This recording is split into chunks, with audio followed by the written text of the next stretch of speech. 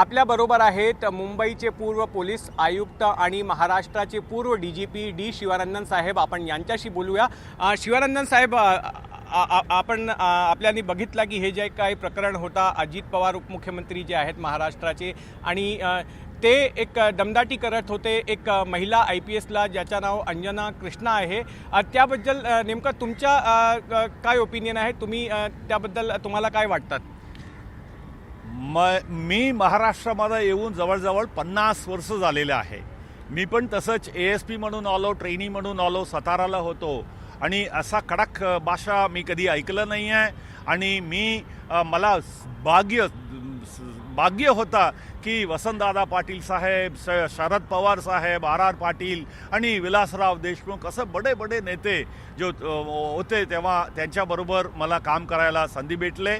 आणि मी कधी असं काय इन्सिडेंट कधी मला भेटायला संधी भेटलाच नव्हता.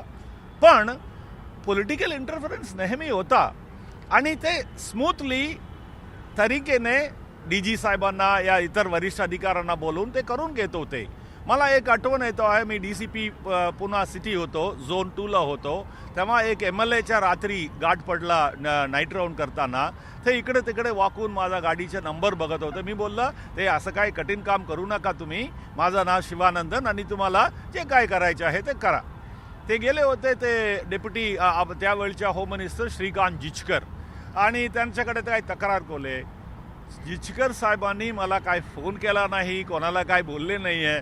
6 महिन्यानंतर एक पोलीस कॉन्फरन्समध्ये मला बोलवले त्यांनी, आणि मी जाऊन भेटलो. ते बोले, मला तुम्हाला बघायचं आहे, तुम्ही कसं दिसता, अमकं माझा मित्र MLA तुमच्याबद्दल तक्रार केले, तेवढंच.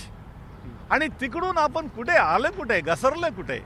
आणि ज्या ठिकाणी त्यांनी बेकायदेशीर कामाबद्दल काम करत असताना ते पॉलिटिकल कार्यकर्त्यांनी सरळ डेप्युटी CMला फोन करावे, आणि डेप्युटी CMला माहिती पण नव्हता कोण अधिकारी, कोणत्या रँकचे आहे, ट्रेनी आहे का काय न कळता त्यांनी असे शब्द वापरले आणि ते बोलले.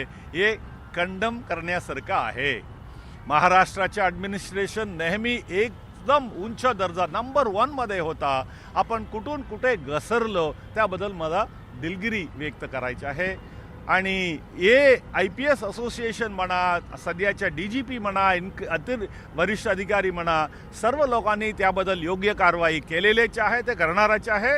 असं काय ते मुलगी या ऑफिसरला वाऱ्यामध्ये सोडण्यात येणार नाही याबद्दल मला नक्की वाटतो की हे असं काय होणार नाही आहे. त्याच्या करिअरला काय बाधा होणार नाही आहे. It is a training.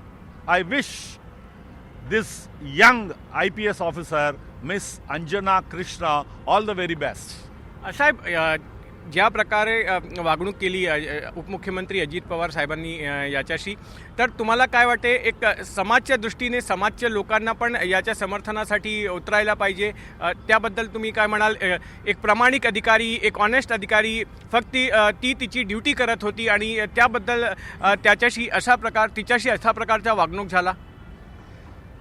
ये मी बोललो तसा ये जो बिहेवियर आणि शब्द वापरले, ज्या पद्धतीने ते बोलले, ते कंडम करण्यासारखं आहे म्हणून मी आधीच सांगितलेलं आहे. आणि सोशल मीडिया, पब्लिक आणि सगळे लोक सोशल मीडिया हँडल वापरून ते कंडम केलेलेच आहे, करणार पण आहे. पण डेप्युटी CM साहेब आहे ते 4-5 वेळी डेप्युटी CM च्या काम केलेले आहे, फार अनुभवी आहे. त्यांच्या फॅमिलीमध्ये पण त्याची ॲडमिनिस्ट्रेशनचा अनुभव आहे. तसं असताना डायरेक्टली एक ऑफिसरला असं बोलणे इज नॉट अप्रोप्रिएट. ते परत करणार नाही असं मला वाटतं. आता पण त्यांनी सांगितलं मला महिलांच्याबद्दल, पोलिसांच्याबद्दल फार खूप आदर आहे, असं सगळं त्यांनी बोललेलं आहे. पण that is not a believable thing. Directly एक पक्षाची पदाधिकारी फोन करतो आणि ते काम होत असताना मध्ये बोलून त्यांना मागे जायला सांगणे इज उचित नाही आहे. It is absolutely wrong. I stand by the police officer. She should have stood by the ground and completed the job, and she should have gone after that. धन्यवाद शिवानंदन साहेब. कॅमेरामॅन अमर बरोबर जितेंद्र दीक्षित, NDTV मराठी, मुंबई.